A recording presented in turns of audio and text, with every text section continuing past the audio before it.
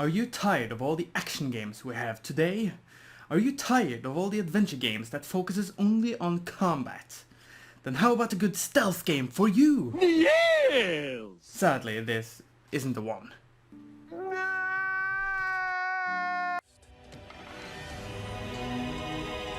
For me, it's simple.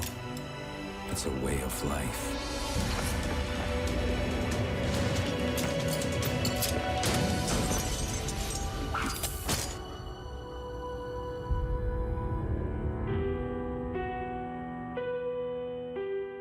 Get over here! Thief.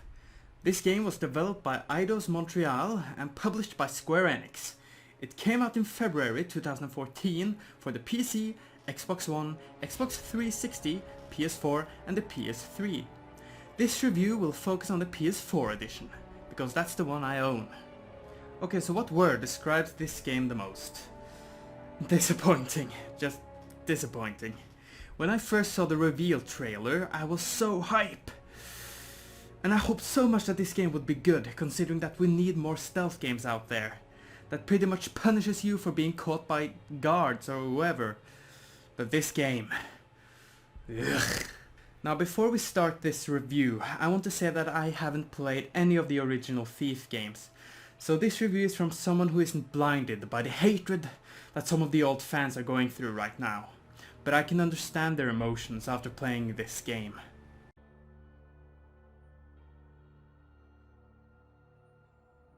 Our main character, Garrett, meets his friend and co-thief, Aaron, on a contract to steal some sort of stone. Throughout this mission, they discover that there is a cult using said stone to perform some sort of ritual. Aaron persists to continue their contract, while Garrett is having doubts since... We're done here. Job's over. What? Are you joking? Robes. Robes are always a bad sign. But Aaron doesn't listen to Garrett and tries to continue without him, but since he has stolen her claw, they start struggling against each other on the roof of the manor. This leads to them falling off the roof into the ritual room where a huge explosion of some kind takes place. Garrett goes unconscious and wakes up after a whole year, with the only knowledge of Aaron's disappearance and that there is an epidemic going around the city called the Gloom.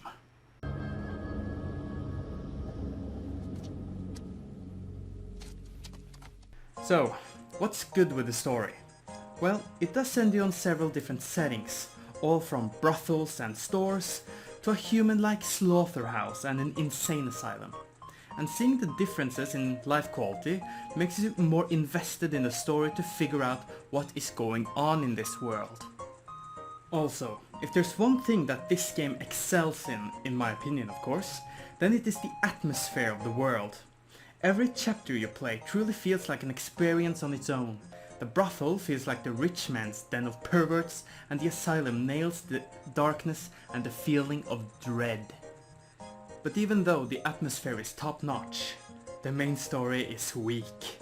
It really tries to make you care for the characters that are spun around this web of shadows. But it is almost impossible since all the characters are so poorly written. The game has several important characters, but only 5 of them have names. Only 5 of the characters in this game have names. And one of them is a bird.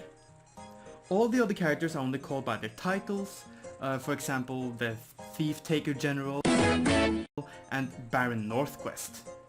By the way, even the city has no name. It's only referred to as the city. Anyway, let's talk about the most important characters in any game. The good guy and the bad guy. The protagonist of the game, Garrett, is a master thief who only steals because he is a kleptomaniac. I'm not joking, that's the only reason. Look, Garrett.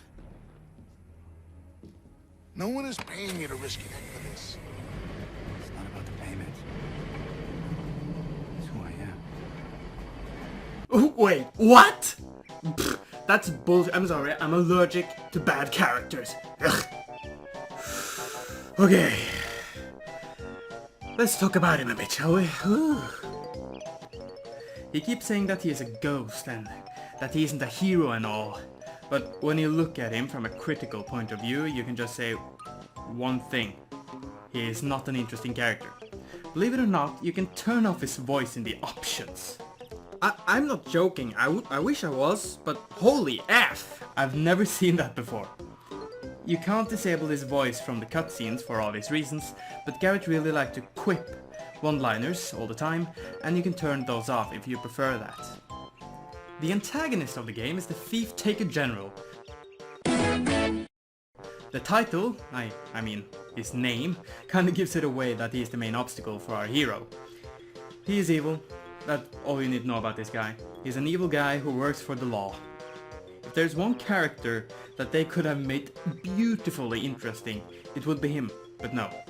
They made a stereotypical bad guy. He only wants to catch Garrett for two reasons. To kill him for what Garrett did to his leg, and to just kill him because he is evil.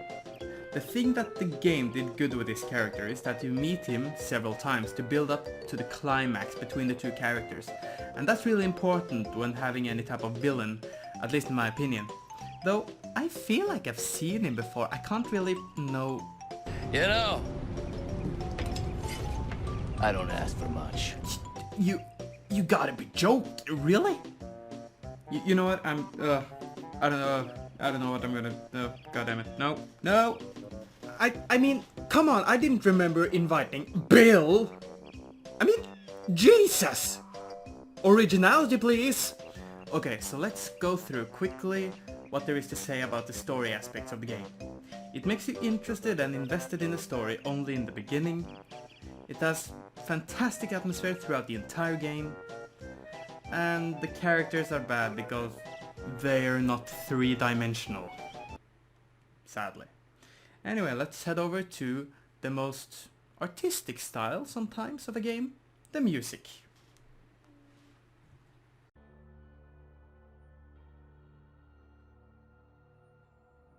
I don't remember any of the music by heart. There really isn't anything to say about this, then it's forgettable. Sorry, look, Saint Pierre, but the soundtrack of this game was lousy. Only one piece made me interested, but I can't find it anywhere on the internet, not even in the original soundtrack. Why? Anyway, tell me, what's the most important thing about a stealth game? The gameplay.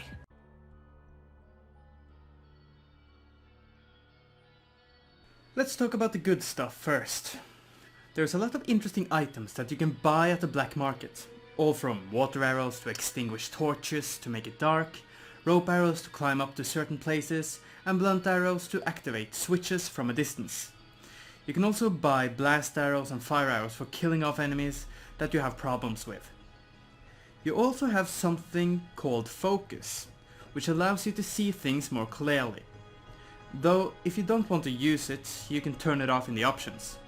And that is another good thing about this game.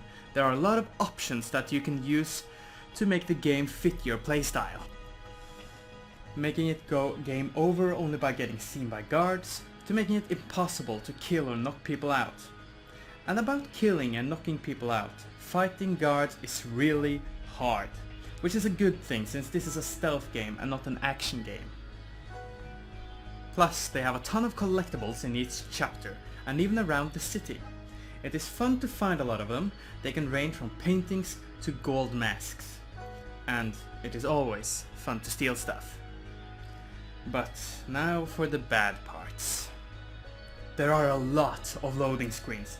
I've never had a game in ages that had given me this many loading screens.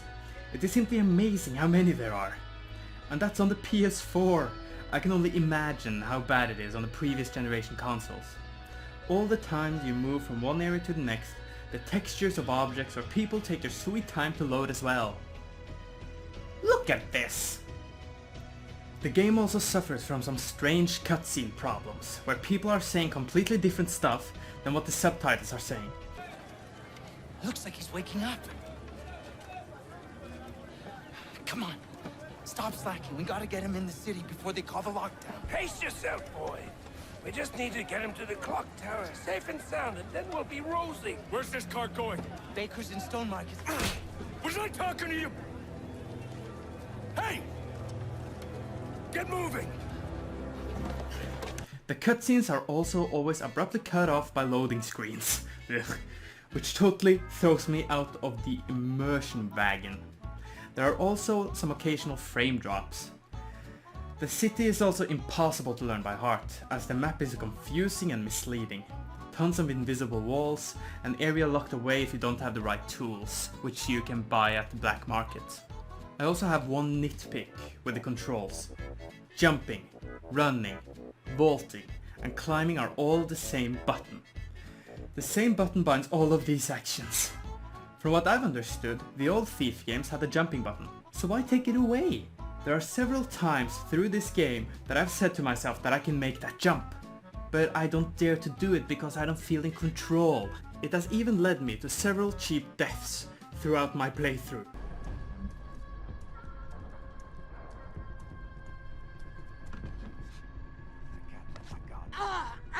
The fuck? Oh, and about the guards, they are as stupid as a goldfish with Alzheimer. The AI in this game is horrible without compare. If you meet someone who's played this game and they're saying that the AI in this game is good, they're lying to you. The AI in this game is so brain dead that you can throw an unconscious guard in front of another guard, run away and hide in the shadows, wait 10 seconds and they won't care. They won't even wake up their companion up the floor. They'll walk up to where they stood before you showed up and pretend that you never existed. I'm not making this up. They're that bad. And this is a stealth game where you need to have consequences when you get caught. I've said a lot of negative stuff about this game now, but it deserves everything I've said and maybe even more. I finished the main story of the game about 7 hours. There are also some side missions you can take to probably get some more hours out of it, but that doesn't change the fact that this is an average game.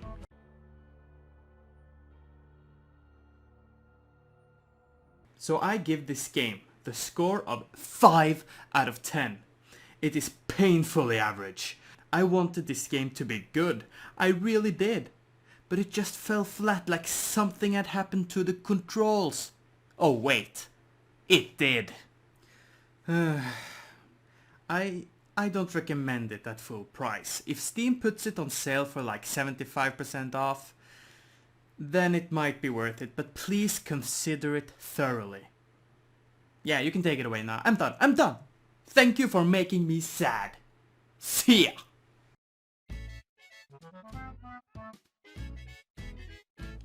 Hey guys, thank you for watching my first review.